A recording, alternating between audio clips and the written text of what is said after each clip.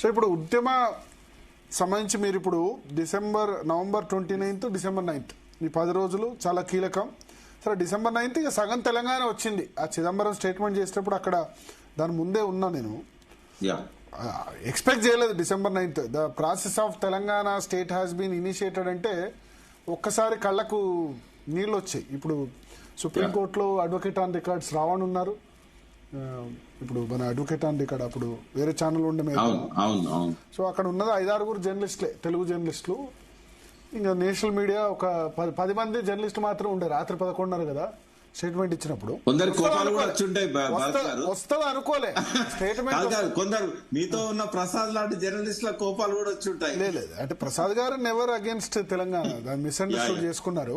Telangana supporter actually, even though Andhra ఆయన వేరే వాళ్ళు అగేన్స్ట్ ఉండొచ్చు. బట్ అప్పుడు వెంటనే శ్రావణ్ నుండి కేసీఆర్ సాధించాడు అని అన్నాడు. ఫస్ట్ పేరు కేసీఆర్ వచ్చింది. సరే ఇప్పుడు కాంగ్రెస్ గవర్నమెంట్ లో అడ్వకేట్ ఆన్ రికార్డు ఉంది కానీ ఆయన డైలాగ్ నాకు గుర్తుంది. చిదంబరం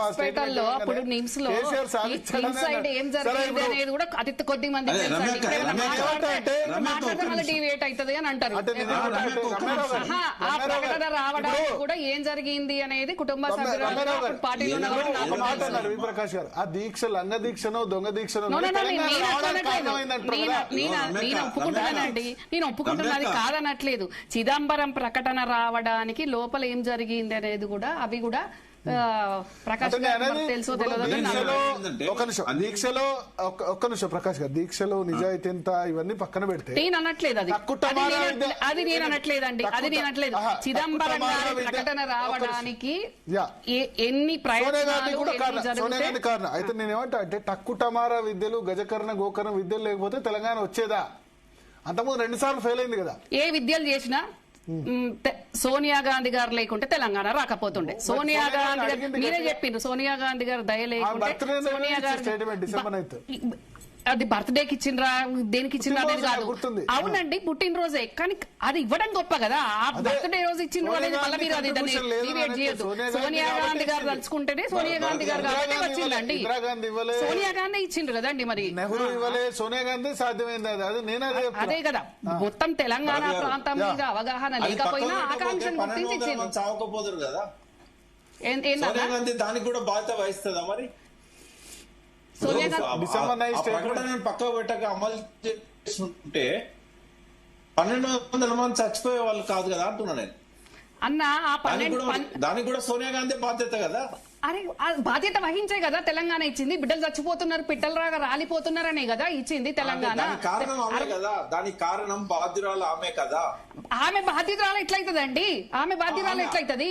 ఆమె ఎట్లా బాధ్యతరాలు అవుతుందండి? తెలంగాణ వచ్చినాక ఆ కుటుంబాలను చూసుకోవాల్సిన బాధ్యత ఎవరండి? ప్రభుత్వంలో ఉన్న వాళ్ళది.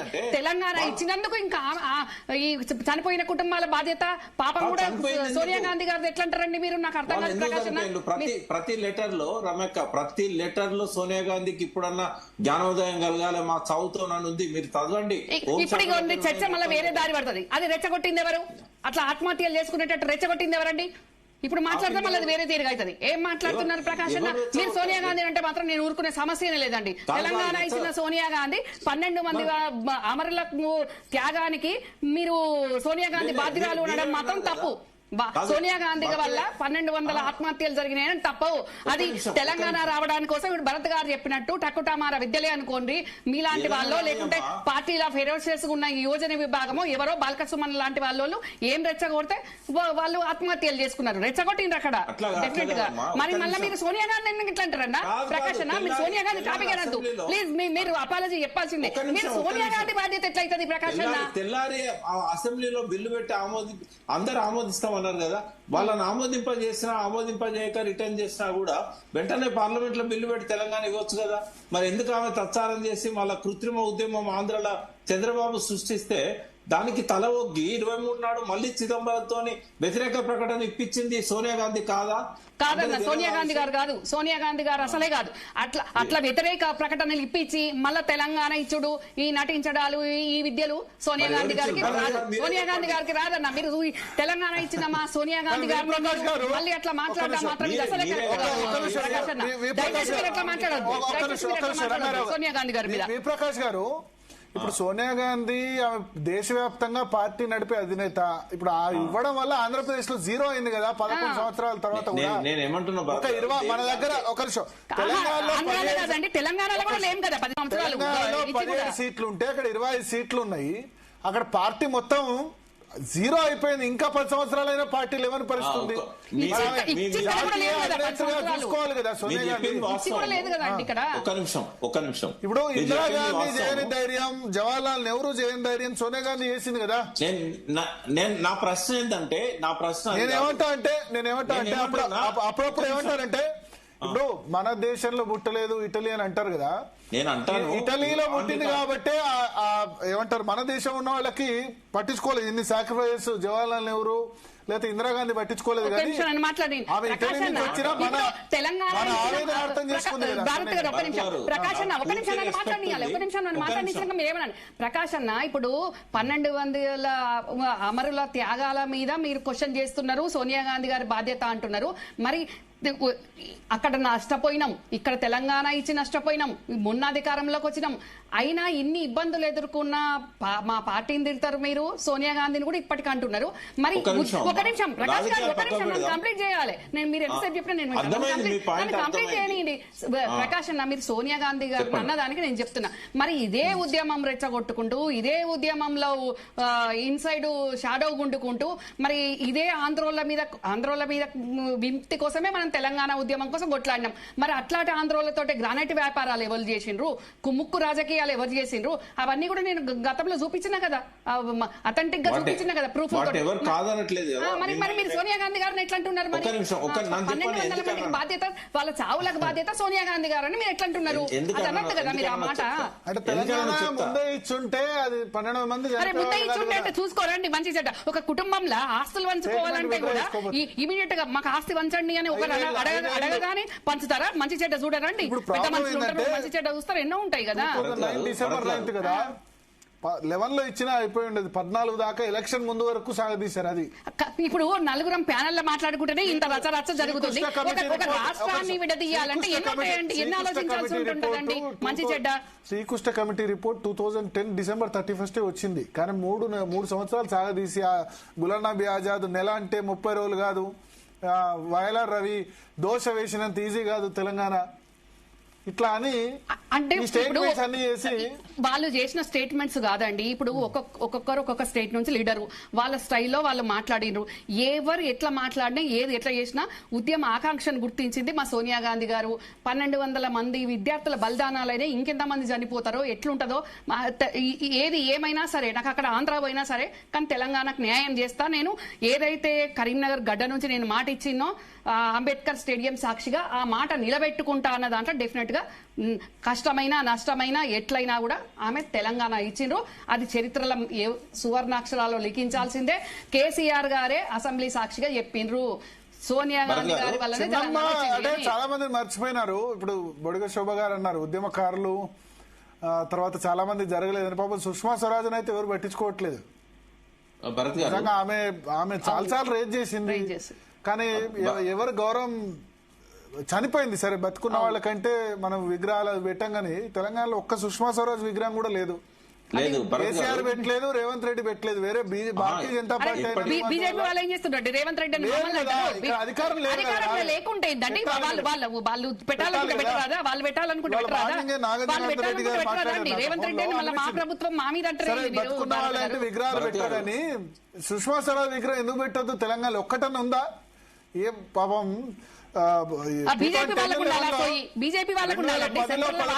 పార్లమెంట్ లో అన్నిసార్లు రైజ్ చేసి అద్వానీ ఆపోజ్ చేశారు, నరేంద్ర మోడీ ఆపోజ్ చేశారు. ఆ సమయంలో అంత సుముఖంగా లేకుండే సుష్మా స్వరాజ్ అవుట్ రైట్ గా ఉన్న వ్యక్తి ఒక్క విగ్రహం కూడా తెలంగాణలో లేకపోవడం బాధాకరం. మరి బండి సంజయ్ రెచ్చగొట్టుంటే మనోభావాలను మరి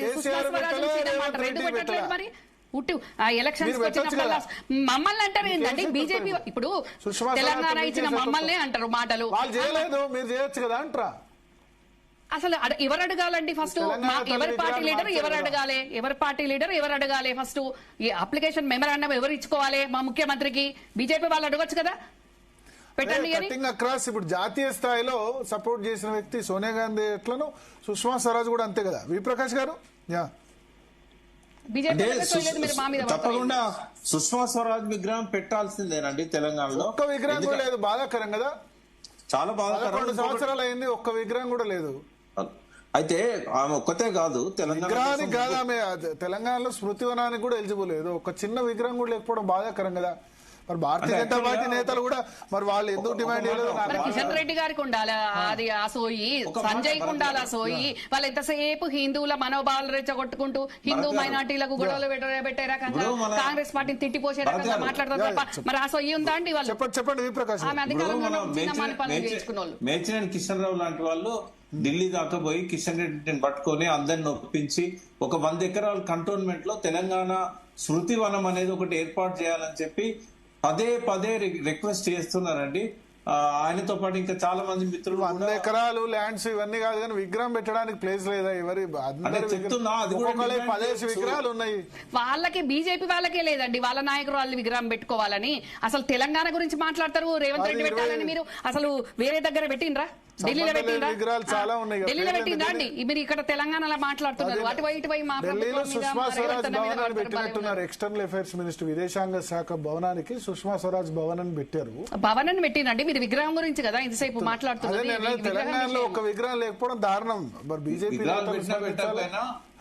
ముగ్గురు అమ్మలు ఎప్పుడు తెలంగాణ ఉద్యమకారుల మనసులో ఉంటారండి. ముగ్గురు అమ్మల వల్లనే తెలంగాణ వచ్చిందనేది కేసీఆర్ గారు అఫ్ కోర్స్ ఆయన నాయకత్వాన ఉద్యమం ముందుకు సాగినా కూడా ఫైనల్ టచ్ ఇచ్చింది వాళ్ళు ముగ్గురే కాబట్టి ఎప్పటికీ చిరస్మరణి. సోనియా గాంధీ, సుష్మా స్వరాజ్, మీరా కుమార్ స్పీకర్. ఆ ముగ్గురు లేకపోతే తెలంగాణ ఆనాడు వచ్చేదే కాదు. కాబట్టి అది ఎప్పటికీ తెలంగాణ ప్రతి హృదయంలో ఉంటది. కాంగ్రెస్ లో ఉన్నామా వేరే పార్టీలో ఉన్నామా అనేది పక్కకు పెడితే ఆ తెలంగాణ ఉద్యమకారులు అందరి మధ్యలో ఆ ముగ్గురు పేర్లు ఉంటాయి ఎప్పటికి చిరస్థాయి అంటారు. మళ్ళీ అప్పటిదప్పుడు ఏమైతుందో మీరు మళ్ళీ బాధ్యత వహించాలి సోనియా గాంధీ అంటారు. సోనియా గాంధీ బాధ్యత వహిస్తుందన్నా. ఇప్పుడు వాళ్ళ సంక్షేమం చూడాల్సింది 10 ఏళ్ల గవర్నమెంట్ లో ఉన్నోళ్ళు బీఆర్ఎస్ లో వాళ్ళు చూసేది ఉండే. ఇప్పుడు మేము చూస్తున్నాం కదా, ముఖ్యమంత్రి రేవంత్ రెడ్డి అన్న ఆలోచిస్తున్నాడు కదా దాని గురించి. నేను ఆ మాట అనలే, సోనియా గాంధీ వాళ్ళ క్షేమం చూడాలనలే. అది బాధ్యత వహించాలి అన్నారు. నేనేమంటున్నా దేనికమ్మా వాయిదా వేసినందుకు బాధ్యత వహించాలి. భరత్ గారు కూడా నాతో ఏకీభవించిళ్ళు, మీరు వినట్లేదా? అప్పుడే ఇచ్చుంటే ఇంతమంది చనిపోయే వాళ్ళు కాదు. సరే అంటే ఇప్పుడు ఓకే, బట్ నేనేమంటా అంటే ఆమె జాతీయ పార్టీ అధ్యక్షురాలు. అట్లాంటిది ఒక రాష్ట్రాన్ని ఎదగాలంటే ఎన్ని ఇబ్బందులు ఉంటాయో మీకు తెలియదు. ప్రకాశం అప్పుడు లేవా ఇబ్బందులు? అప్పుడు కూడా ఇబ్బందులు వచ్చినాయి కదా.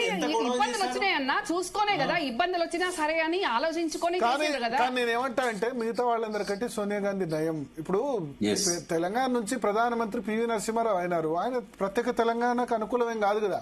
సో ఎక్కడో ఇటలీలో పుట్టి ఇక్కడికి వచ్చినా సరే మనం పాటలు పాడే వ్యతిరేకంగా ఆమెకు. కేసీఆర్ కూడా సోనియా గాంధీని బజార్ కిడిస్తామని ఒక సందర్భంలో స్టేట్మెంట్ ఇచ్చారు. ఢిల్లీలో అమ్మ బొమ్మ అని పాటలు పాడాం కానీ బట్ సోనియా గాంధీ అల్టిమేట్ గా ఇచ్చింది ఆమెనే కదా. పార్టీ నష్టపోతుంది, మొత్తం అవతల వైపుడ్ అవుట్ అవుతుంది ఆంధ్రప్రదేశ్ లో తెలిసి కూడా ఇచ్చింది. కానీ ఆలస్యం జరిగిందంటే రకరకాల రీజన్స్ ఉన్నాయి. ఆమె జాతీయ పార్టీ ఒకటి ఆంధ్రప్రదేశ్ లో చూసుకోవాలి, మిగతా వాళ్ళు కిరణ్ కుమార్ రెడ్డి ఒప్పుకోలేదు, చాలా ఇష్యూస్ అయినాయి. మిగతా ఇప్పుడు తెలంగాణ బిల్లు పార్లమెంట్ లో ప్రవేశపెట్టిన తర్వాత కూడా కాంగ్రెస్ ఏపీ వాళ్ళు సపోర్ట్ చేయలేదు, ఇన్ఛార్జీలు కూడా సపోర్ట్ చేయలేదు. కమల్నాథ్, దిగ్విజయ్ సింగ్ వాళ్ళు కూడా ఇష్టం లేకుండే కదా. మరి ఏది ఏమైనా తెలంగాణ వచ్చింది సంతోషం, అందులో అందరి పాత్ర ఉంది. మనం ఎవరిని తక్కువ చేయాల్సిన అవసరం లేదు, ఎవరిని ఎక్కువ చేయాల్సిన అవసరం కూడా లేదు. ఈ ఉన్న తెలంగాణను ఎట్లా ముందుకు తీసుకెళ్లాలి, నిర్మాణాత్మకమైన విమర్శలు చేయాలి. కానీ ఏమైతుందంటే వ్యక్తిగతంగా తీసుకుంటున్నారు. రమ్యకు ఒక్కతే కాదు, కోదండరామ్ నేను తీసుకోలేదు. ప్లీజ్ రమ్యక్క అనకండి. నేను ఏది కూడా ఈ వ్యక్తిగతంగా తీసుకోలేదు. మీరు నా ఇంటర్వ్యూ ఏదైనా చూడండి, డిబేట్స్ చూడండి, నేను ఏ ఛానల్కి వెళ్ళినా నేనేం వ్యక్తిగతంగా తీసుకోవట్లేదు. దయచేసి ప్రకాశం మీరు డైవర్ట్ చేయొద్దు. నేను వ్యక్తిగతంగా ఏం తీసుకోలేదు. నేను వ్యక్తిగతంగానే తీసుకుంటే అది వేరే తీరుకుంటది. మీ మంచి కోసమే చెప్తున్నా. నా మంచి కోసమే చెప్తున్నారు. నేను తీసుకోలేదు ప్రకాశం, అది తీసుకోలేదు. నేను తీసుకోలేదు చెప్తున్నా. మీకు జరిగిన అన్యాయం కంటే నాకు కూడా తక్కువేం జరగలేదు. కానీ నేను ఎప్పుడు నా అన్యాయాల గురించి మరి మీడియాలో నేను ఇప్పుడు చెప్పా. ఏం వ్యక్తిగతంగా తీసుకొని అది- మాట్లాడినా? ఇప్పుడు శోభక్కనే కదా మాట్లాడింది, నేను మాట్లాడినా వి. చెప్పాను. ప్రకాష్ గారు రాజ్యసభ ఇప్పుడు మెంబర్ నేను అయిపోతుండే. మాట్లాడలేదు కదా, ఉద్యమ ఒక్క పరంగా నిమిషం. ఆమె పాత్ర కూడా ఉంది అని చెప్పిన. ఒక్క నిమిషం. ఆమెనే కదా వ్యక్తిగతంగా వి. మాట్లాడింది. ప్రకాష్ గారు అన్యాయం వ్యక్తిగతంగా అంటే- మాట్లాడింది ఒక్క అంటే నిమిషం. లాస్ట్ సెంటెన్స్ లో మాట్లాడింది కానీ మొదటి నుంచి జరిగింది. వి. మరి ప్రకాష్ ఇప్పటికి గారు. కూడా ఆమె సంతోష్ బాబుని గౌరవించబట్టే ఏ విషయంలో నష్టమైంది. రమారావు గారు ఒక్క నిమిషం, ఒక్క నిమిషం. మీరు కూడా ఇప్పటికి కూడా కవిత గారు అని బాగా గౌరవం చేస్తారా? మరి ఇప్పుడు నేను మేము కనబడంగానే అక్కడ కనబడతారా అండి? మరి మీకు అప్పుడు హరీష్ దగ్గరనే కవిత దగ్గరనే మరి వాళ్ళతోటి ఏ అమరులైన కుటుంబాలకు కానివ్వండి, ఉద్యమకారులకు కానివ్వండి, ఉద్యమంలో జెండా పట్టిన వాళ్ళకి కానీ వీళ్ళకి కావాలి తక్షణము అని ఏ రోజు మీరు ఎందుకు మాట్లాడలేదన్నా? కాదు ఇప్పుడు మీరు ఇన్సైడ్ మాట్లాడిండొచ్చు కానీ బహిరంగంగా Inside ఎందుకు కాదు. మాట్లాడలేకపోయినరు? ఎందుకు మాట్లాడలేదమ్మా నా వీడియోలు పంపిస్తాను, నేను ఎందుకు మాట్లాడలేదు. కానీ వ్యక్తిగతంగా నాకు జరిగిన అన్యాయాన్ని మీకు జరిగిన అన్యాయాన్ని మీడియా ముందు చెప్పుకోవాల్సిన అవసరం లేదు. వాళ్ళు చేసే మీకేంది మీకు? తప్పులను- ఎందుకు చెప్పుకోరండి? వి. ప్రకాష్ గారు. ఎందుకు చెప్పుకోరండి? వి. మళ్ళీ ప్రకాష్ గారు. వి. ఇప్పుడు మా సోనియా ఒక్క గాంధీ నిమిషం. గారిని 1200 మంది చచ్చిపోయినందుకు బాధ్యత వహించాలంటారు. నాకు జరిగిన అది అన్యాయం పొలిటికల్ కదమ్మా, చెప్పుకోవద్దు అది అంటారు. Political decision. అరే ఇది కూడా పొలిటికల్ అండి, మేము చేసింది రాజకీయమే కదా, కాదమ్మా, రాజకీయమే కదా. మాట్లాడుతూ అంటారు ఇప్పుడు ఆ ఏంటండి? విషయాలు రాజకీయమే వద్దులే కదా ఇది ఇప్పుడు కూడా. ఇక. ఆ విషయం వి. వద్దండి. ప్రకాష్ గారు. నేను ఏం మాట్లాడుతున్నా? వి. నేను ప్రకాష్ గారు. మాట్లాడేది చాలా ఉంటది, నేనేం మాట్లాడట్లేదు. వి. ప్రకాష్ నేను గారు, చేసింది కూడా ఇప్పుడు రాజకీయమే. మీకు జరిగిన అన్యాయం అంటే- కుటుంబ జెండా మోసినాం, పార్టీ జెండా మోసినాం, అన్ని రకాలుగా చేసినాం. అందరికంటే ఎక్కువ చేసింది మేమే ప్రకాష్ అన్న. మీకు అది తెలియకపోవచ్చు, మీకు తెలుసు, గుర్తించకపోవచ్చు, తెలుసు. గుర్తించి కూడా మీరు మాట్లాడకపోవచ్చు. ఏం బాధ లేదు దాంట్లో. అట్లేం మీరేం బాధపడ లేదమ్మా. మరి మాకు వ్యక్తిగతం మాట్లాడొద్దు అంటే రాజకీయం చేసినాం కదా మేము. రాజకీయాల్లో లేమా? పార్టీ కూర్చో. నడపలేదా? కరీంనగర్ లో ఎవరు వచ్చి నడిపిండ్రన్నా? సరే, మీకు ఆ స్వేచ్ఛ ఉందమ్మా, నాకు మీరు స్వేచ్ఛ కాదు. మాట్లాడండి. కరీంనగర్ లో పార్టీ ఆఫీసు నడిపింది ఎవరు? ఉద్యమాన్ని నడిపింది ఎవరు? కరీంనగర్ లో ఖర్చులు పెట్టుకున్నది ఎవరు? పార్టీ ఆఫీస్ కు లేకుంటే ఆఫీస్ మొత్తానికి మా బిజినెస్ లన్నీ సైడ్ పెట్టేసి నడిపించింది ఎవరండి? మీరు చూసిండ్రా? మీరు హైదరాబాద్ లో ఉండి కరీంనగర్ లో ఏం జరిగింది, కరీంనగర్ జెండా ఎవరు మోసారు, కరీంనగర్ ఎవరు నడిపించిండ్రు అనేది పెద్దపల్లి సత్యన్న ఉన్నాడు, ఈటల రాజేందర్ అని ఉన్నాడు, వాళ్ళందరిని అడగండి. మీరు సరే, హైదరాబాద్ లో భరత్ ఉండి ఏమంటున్నారు? మీ మీడియాల ముందు షో చేసిన అన్యాయం వాళ్ళు అంటే ఉద్యమంలో మీకు- పాల్గొన్నారా? ఒక్క నిమిషం, మీకు ప్రకాష్ అన్న, అన్యాయం- మీకు అంటే అన్యాయం- జిల్లాలలో ఒక్క ఉద్యమం నిమిషం. చేసిన వాళ్ళు కనపడరా? మరి ఎట్లా ప్రకాష్ అన్న మీరు ఎట్లా వి. ప్రకాష్ గారు, మాట్లాడుతున్నారు? మీకు అన్యాయం అంటే రాజ్యసభ రావాల్సి ఉండే, రాలేదు కదా? లేదు నేను పదవుల గురించి ఎప్పుడు ఆశించలేదు భరత్ గారు. ఆయన నాకు ఎమ్మెల్సీ ఇస్తారని గవర్నర్ ప్రకాష్ అన్న, మీరు అభిమానించే హరీష్ కవిత వాళ్ళకంటే ముందు వరుసలో ఉండాలి. నేను వాస్తవంగా నేను చేసిన కష్టానికి భరత్ గారు చెప్తున్నారు. అదే అంటే మీకు అన్యాయం అంటే ఇది రాజ్యసభ రాలేదు దాని గురించి. లేదు, నేను పదవులు ఆశించలేదు. నేను మేము కూడా ఏ పదవులు ఆశించలే. బాబాయ్ ప్రేమనే ఆశించినాం. ఆ ఒక్క నిమిషం. ప్రేమనే సెన్సార్ ఒక్క కట్టలు. నిమిషం. ఒక్క నిమిషం కాదు, చెప్పనియాలి. మరి మీకు బాధ ఎంత ఉందో నాకంతే బాధ ఉంది. నాకు ఏ రోజు పదవి కావాలని నేను మా బాబాయ్ని అడగలేదు, పదవి మీకు, కావాలని టికెట్ రమ్య కావాలని నేను ఏ రోజు మీ- అడగలేదు. కానీ ఒక మీకు కూతురుగా నన్ను జరిగిన- అక్కడ కట్ చేసిండ్రు, అది నా బాధ. మీకు జరిగిన అన్యాయానికి సంపూర్ణంగా నాకు తెలుసు. అన్యాయం జరిగిందని ఇప్పుడైనా నేనే పోవచ్చు చెప్పాను. కదా, కలవచ్చు కదా. ఎక్కడికి పోమంటారు? ఇప్పుడు పోయి కలవరాదా మీరు కేసీఆర్ ను? దేనికోసం? దేనికోసం అంటే దేనికోసం పదవి గురించి కలవమంటారు? కాదు, మీకు పదవి వద్దన్నారు కదా. అవును. బాబాయ్ నేను ఇప్పుడు ఏ పార్టీలో ఉన్నా? బాబాయ్ అంటే పార్టీ ఉంటే వ్యక్తిగత సంబంధాలు ఉండవా? ఇప్పుడు మన హరీష్ రావు వాళ్ళ ఫాదర్ చనిపోతే మీరు పోయి కలవలేదా? కలిసారు కదా. కలిసాను. మరి అటువంటిప్పుడు ఇప్పుడు అక్కడ వ్యక్తిగత ఎవరికి సంబంధాలు ఏమైందని ఉన్నాయి కదా. హరీష్ రావు గారి ఫాదర్ చనిపోతే అక్కడికి వచ్చి కాదు, కాదు, చూసినా ఇప్పుడు ఆయన కదా. అనారోగ్యంతో ఉన్నారు, లేకపోతే ఇప్పుడు పదవులు లేరు, కలవడానికి ఇబ్బంది ఏంది మీరు ఇప్పుడు? అనారోగ్యంతో ఉన్నారని తెలిసినా కానీ ఇట్లనే మీడియాలో చూడాల్సి వస్తుంది. కానీ కనీసం మాట్లాడే అవకాశం ఉండదు కదండి. వెళ్ళాలని నేను అనుకోలేదు. గాంధీనగర్ వచ్చినప్పుడు మీరు వెళ్ళి కలవడానికి ఇబ్బంది ఏంటంటే కాంగ్రెస్ లో ఉన్న వాళ్ళు ఎవరు బాబాయ్ ఉంటే కలవద్దా?